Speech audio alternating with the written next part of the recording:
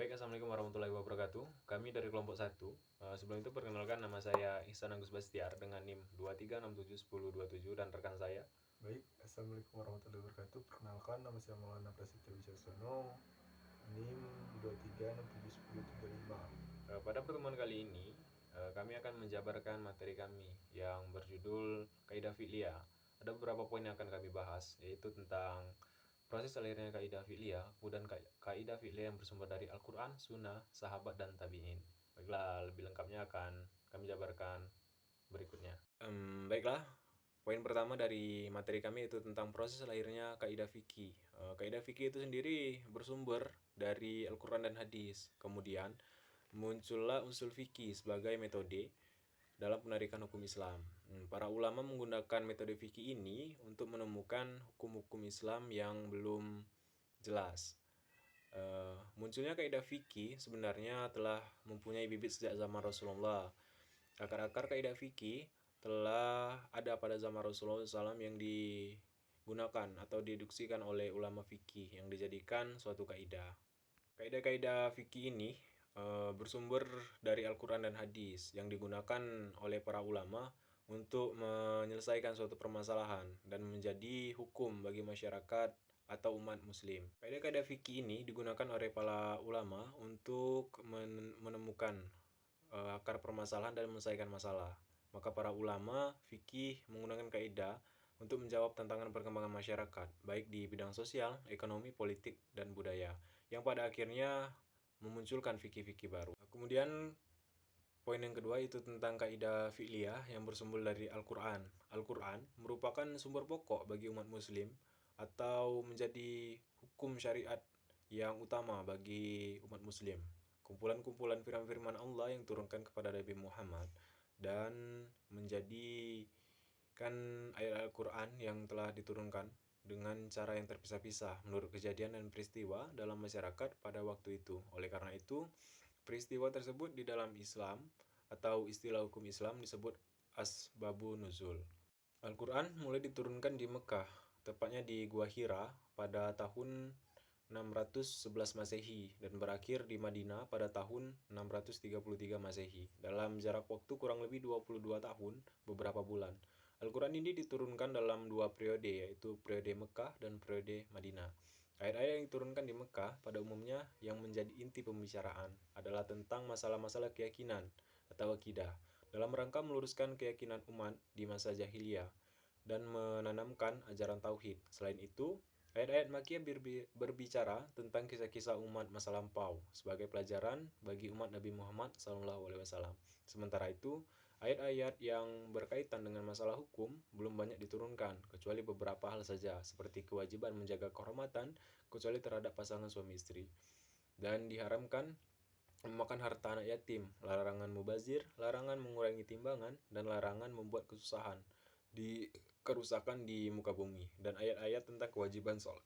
Selain ayat-ayat Makkiyah, ada juga ayat diturunkan ketika Rasulullah SAW hijrah ke Madinah, yang lebih dikenal dengan ayat-ayat Madaniyah. Ayat-ayat Madaniyah ini berkaitan dengan hukum dari berbagai aspek, misalnya tentang perintah membayar zakat, tentang puasa, haji, pengharaman riba, mengenai larangan memakan harta orang lain secara tidak sah, tentang wanita yang haram dinikahi, mengenai talak, warisan, berkaitan dengan ayat-ayat ukubah atau sanksi-sanksi hukum bagi berbagai jenis tindak kejahatan yang dipandang mencoreng masyarakat. Di samping itu diturunkan pula ayat-ayat yang berhubungan dengan peradilan, antara lain kewajiban memutus hukum secara adil. Kebanyakan hukum yang ada pada Al-Quran bersifat umum dan tidak membicarakan soal-soal jusi, dengan artian tidak satu persatu dijelaskan secara rinci dalam Al-Quran, kecuali karena Al-Quran membutuhkan penjelasan-penjelasan di antaranya melalui hadis, dan dapat diketahui bahwa Al-Quran yang umum seperti masalah sholat. Baiklah, untuk kedua poin berikutnya akan dibahas oleh rekan saya, Wicak Maulana Prasetyo Wicaksono. Baik, saya akan melanjutkan pemateri tadi, kaidah fikih yang bersumber dari sunnah. Sunnah merupakan segala yang dimutikan atau diberikan dari Nabi Muhammad SAW, baik berupa perkataan, perbuatan, atau ketetapan Nabi.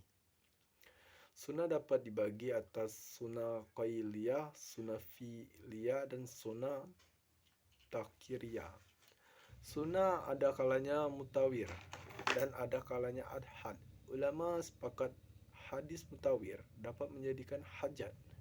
Berkenaan hadis hadad, para ulama berbeda pendapat dalam menjadikan hadis ahad sebagai hujjah.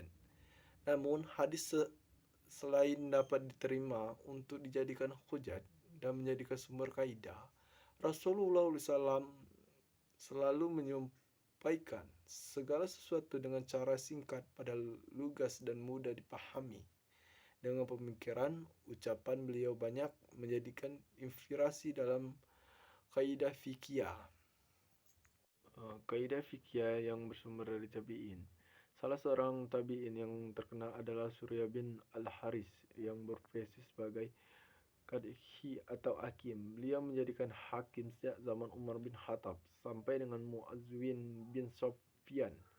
Salah satu yang menjadikan kaidah fikih atau perkataan kaidah syariah sesuatu yang disyaratkan atas dirinya secara sukarela tanpa terpaksa, maka sesuatu itu mengikat atas dirinya. Dari kaidah ini menjelaskan bahwa dalam setiap transaksi harus sama-sama rela dan tidak ada yang merasakan terpaksa melakukannya, karena kerelaan hati untuk mengadakan transaksi adalah syaratnya sah transaksi, yaitu dari pembeli atau penjual itu sama-sama rela untuk ikhlas untuk penjualan itu dari hatinya. Ijtihad yang dilakukan oleh para fuqaha adalah dengan mengalih kaidah yang menyeluruh dari dalil-dalil syarat kaidah bahasa Arab, logika yang sehat, dan dari menghimpun hukum-hukum fikih yang mempunyai kesamaan dalam ilat mengalihkan hukum. Jadi seseorang ahli fikih kembali kepada sumber-sumber ini, mencurahkan potensi, mengumpulkan hukum-hukum yang bersamaan. Masalah yang serupa mengeluarkan kaidah yang menyeluruh yang mencakup seluruh atau mayoritas hukum di bawahnya, seperti kaidah al-umur bima kaidah yang diambil dari sekumpulan hadis tentang niat.